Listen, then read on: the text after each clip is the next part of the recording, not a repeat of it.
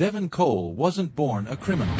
He was a dreamer once, a kid with big ambitions growing up in a neighborhood where hope was hard to come by. The towering brick buildings of his block were both his playground and his prison. Life hit hard and fast. His father vanished before he could walk, his mother worked 3 jobs just to keep the lights on, and Devon had to grow up quicker than most. But Devon was smart. Oh, he was clever as they come. He had this way of reading people, of spotting the weaknesses in a man's swagger or the truths hidden in a woman's smile. By 17, he had mastered the art of surviving the streets. By 22, he had mastered the hustle. The world, however, seemed determined to keep him in its grip. He applied for job after job, wore his best suit to every interview, but all people saw was his zip code. "You're not what we're looking for," they said, as if he was the problem, not the world that shaped him. Desperate and angry, Devon fell into the wrong crowd. And that's how, one fateful night, he found himself holding a Glock 19 in his hand, standing outside the First National Bank on 135th Street. The plan was simple: get in, get out, and leave no witnesses. Devon didn't even want to do it, but when your crew's looking at you to lead, hesitation looks like weakness. The streets had taught him that much. The night was quiet, save for the hum of the streetlights and the occasional whoosh of a passing car. The crew, 2 others, Jason and Rico, were all nerves, but Devon was steady. He wasn't going to let this fall apart. They stormed in at exactly 9:47 p.m., just before closing. Masks on, guns raised, hearts pounding like war drums. "Everybody down." "No," Devon shouted, his voice slicing through the air like a blade. The customers and tellers froze, then scrambled to the floor. Jason and Rico went to work, shoving wads of cash into duffel bags. But Devon? His eyes wandered. He didn't know why, but something felt off. In the far corner of the bank, behind the counters and the vault, was a door. It wasn't marked, and it wasn't supposed to be there, at least, not according to the blueprints Rico had snagged. Something about it called to Devon, a whisper in the back of his mind that wouldn't let him go. Ignoring his crew's shouts to focus, Devon slipped through the door. It led to a staircase, spiraling downward, deeper than any basement he'd ever seen. His heart pounded harder with every step, the air growing colder, heavier, with each descent. At the bottom, he found it, a room filled with filing cabinets, old boxes, and a single desk covered in dusty papers. But it wasn't the room that stole his breath, it was the safe. It wasn't like the vault upstairs. This was smaller, older, with strange symbols etched into its surface.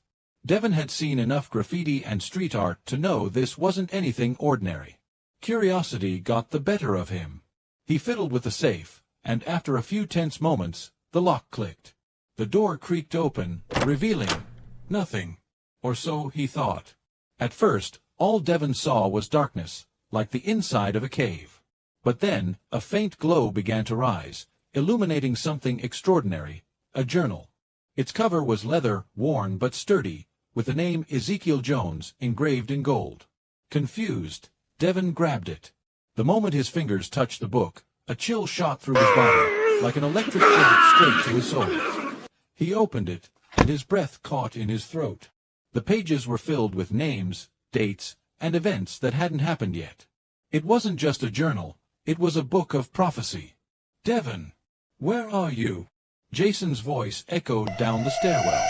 Devon shoved the journal into his jacket and bolted back upstairs. By the time he returned, the cops were already swarming outside.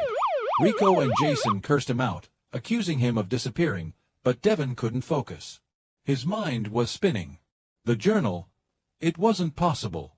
It couldn't be real. But as the weeks went on, Devon couldn't ignore the truth. Every name, every event in that book unfolded exactly as it said. From small incidents, a kid scraping his knee on the sidewalk, to life-altering tragedies. At first, Devon thought it was a blessing. He could finally be ahead of the game, use the knowledge to turn his life around. But then he saw her name. The one person who ever believed in Devon, who told him he could be more than what the world saw. The journal said she'd die in a car accident in 3 days. For the first time, Devon felt powerless. Could he change fate? Could he stop what the journal had already written?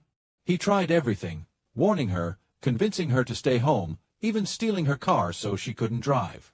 But no matter what he did, the journal's prophecy came true.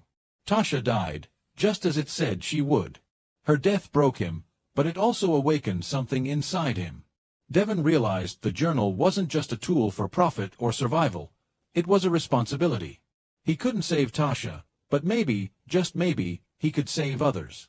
He disappeared from the streets, cut ties with his old crew, and began a new mission, to rewrite the stories of those fated to suffer. Years later, whispers began to spread about a mysterious figure who seemed to be everywhere at once, saving lives, stopping disasters before they happened, and disappearing into the night. They called him the Shadow Prophet. Little did they know, the man behind the legend was the same young man who once robbed a bank, chasing money but finding destiny instead. And as for the journal, Devon kept it close, not as a